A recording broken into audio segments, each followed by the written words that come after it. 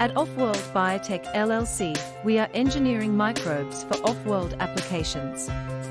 Our vision is that humans will be able to harness the power of microbes off-world to serve Earth, carry out deep space missions, and settle other planets. We conduct microbial discovery research in simulated microgravity and on station at the International Space Station. Offworld Biotech is bringing microbial research into the 22nd century and beyond.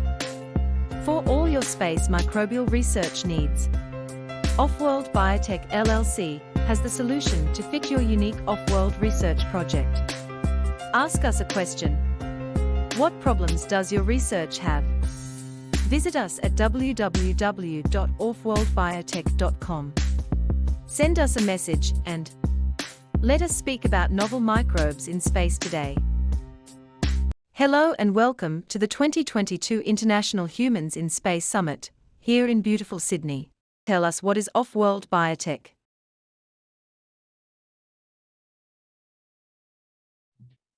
So what is Offworld Biotech? It's a company that was founded as a startup in 2022 by 7 individuals with the unique combination of expertise in both space and biotech. And basically, we got together and we found that we had some synergy and a common interest in the idea of microbes for space. So right now, we're a distributed team. We have the actual lab where we're simulating microgravity and running our tests is at Western Michigan University Medical School. And the other team members are, in various places. Basically, we meet online regularly and collaborate using online tools. And the main purpose of our company is that we engineer strains of microbes that are suited to microgravity and other non-Earth gravity environments. So basically, we're building the biological infrastructure for the new space economy. So why space biotechnology? So on Earth, basically we have an existing biological infrastructure, also known as the biosphere. Basically, we already have a closed loop system, water filtration, waste management. We also have implemented artificial means of these on Earth. But the thing is, all of the microorganisms that we're using to carry out work for us, they are evolved for Earth's environment, especially, including Earth's gravity.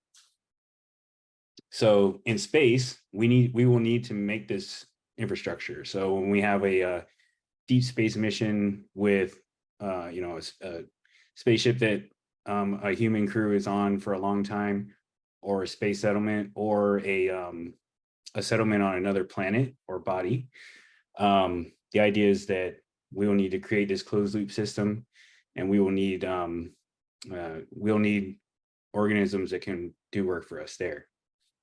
And the most clear, something that's very clear from the astronaut missions that have been carried out is biology behaves differently in space for a variety of reasons. So it presents a engineering challenge.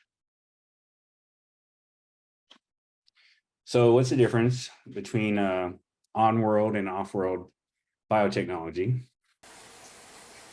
So on-world is here on Earth. And the things that affect how we live on Earth are gravity, magnetic fields, radioactivity, air, and temperature.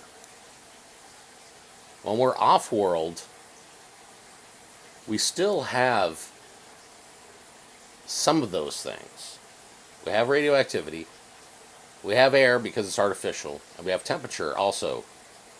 We bring our environment with us. The thing we don't have is gravity. So we're in a microgravitational state when we're in low Earth orbit on the International Space Station. But also, in microgravity, microbial phenotypical changes and These changes cause issues with the astronaut health, degradation of materials, and equipment. Some of these environmental factors are easier to control. Air and temperature, of course, can be regulated. Radioactivity, it can be shielded.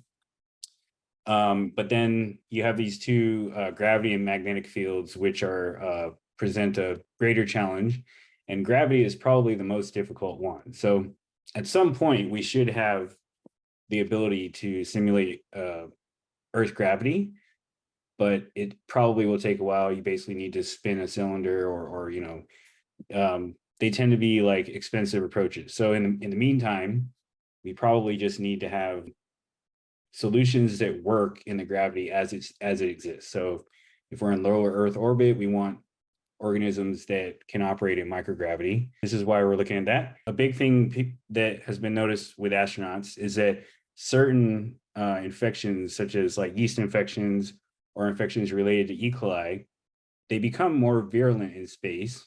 And they when the astronauts take antibiotics that would normally control on Earth, like a dose that would normally control it, it doesn't have the same effect in space. So this led to a lot of investigations about why this is. So there have been experiments done where a culture is sent to the ISS and a matching culture is kept on Earth, and they can see things like shrinking of cell diameter, thickening of cell walls, they clump, they will secrete a biofilm. And these behaviors in aggregate working together, they lead to like antibiotic resistance.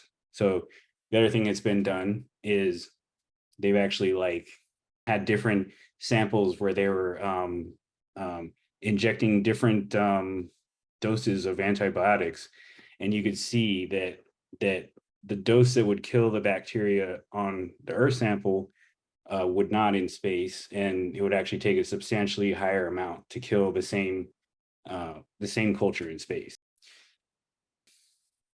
The idea at Offworld Biotech is to simulate microgravity, because basically launching something into space every time. So let's say if you're trying to engineer something in space, especially if the parameter you're focused on is gravity, or if you're trying to examine or you're trying to observe behaviors in microgravity. In either case, sending something to space every time is very expensive. The iteration time is longer because you have to wait for your sample to go to the ISS. You have to wait for it to come back, and then you have to prepare the next experiment, the next iteration. So the idea about simulating microgravity is basically you can do this more rapidly because you're prototyping in a lab, and you can even have parallel simulation devices. So some examples of ways to simulate microgravity are neutral buoyancy, magnetic levitation, clinostats, or random positioning machines, which are so clinostat is basically using the parabolic effect, but it's generating it in like 2 dimension, basically spinning in one direction. So you have basically you have centrifugal forces applied, whereas in an RPM, these operate in 3 dimensions. And the idea is that the algorithm is supposed to induce like a random position at any point in time, rather than the clinostat, which is a predictable circular pattern. And then there's things like drop towers and parabolic flights. So these things are also very well, they're expensive, especially in the case of a parabolic flight, and also the amount of time is shorter. So with the parabolic flight, you might get 90 seconds, I believe, of weightlessness. So the idea with clinostats or RPMs, you can run them for days, maybe even longer. Basically the time limit is the reliability of your hardware. This is the random positioning machine in action in our laboratory.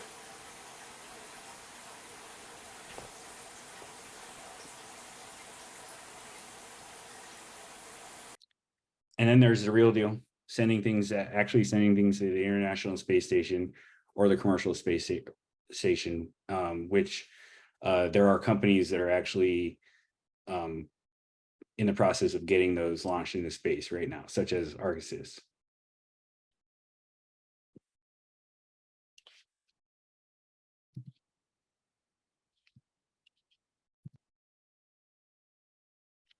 So at Offworld Biotech, the solution that we're using to basically prototype for microgravity.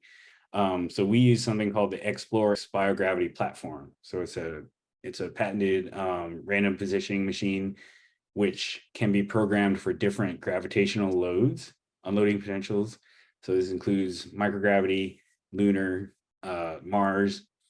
So basically, if you want to experiment in simulated gravity for any of those locations, and yeah, the idea is that you can de-risk your experiment before actually sending things to space. So you can basically narrow down, for example, if you want to have strains of E. coli that produce a product in space, you can prototype strains before you validate them in space. So before you send some strains, you already have high confidence based on performance and simulation that they should perform well in space. And right now at Offworld Biotech, we're working with E. coli. We selected E. coli because it's a favorable microbe for producing useful stuff for people, such as recombinant proteins and other human biologics. It's a relatively easier microbe to culture and evolve.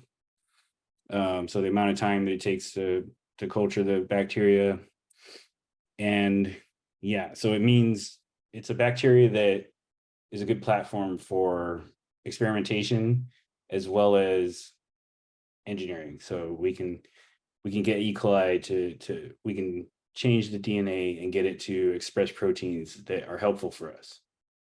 Yeah, we're working with E. coli, and then there are other strains as well. There are various strains of E. coli that we're working with. So some of them produce single chain variable fragments. Some of them are, we have other candidates in the pipeline. And yeah, the goal is making microbes that do work for us. In summary, basically our product is we engineer microbes for microgravity by prototyping on Earth, validating in space. This is a way of engineering, useful microbes for space in a way that has a lower research costs and a quicker turnaround time. So because by the time they go to space, we have high confidence that if we send 10 strains to space, they have all performed well in simulated microgravity. We should get multiple strains that actually perform well on the ISS. And especially, we use favorable behaviors of microbes and microgravity to do work for humans. So we look at the fact that microbes grow faster in space, and they are more resilient. They express more proteins. But we look at this from the angle of, if those bacteria are doing useful work, then these characteristics are good, as opposed to if they're virulent bacteria, it's actually not a good characteristic for it to have, because it just makes you more sick. Yeah, and the MVP right now is that we're involving strains in microgravity that can yield higher production rates, and basically the process for evolving them for microgravity, as well as the data generated from this, being able to leverage this behavior on Earth as well. So we can produce things in space for consumption on Earth, but we can also simulate microgravity on Earth to make the bacteria grow faster and produce more products at a faster rate in an industrial capacity. So, and that's all about Offworld Biotech. Really appreciate your time. And please feel free to ask any questions. Thank you. Our email is info@offworldbiotech.com, and we welcome any questions, any critiques, any feedback. Thank you.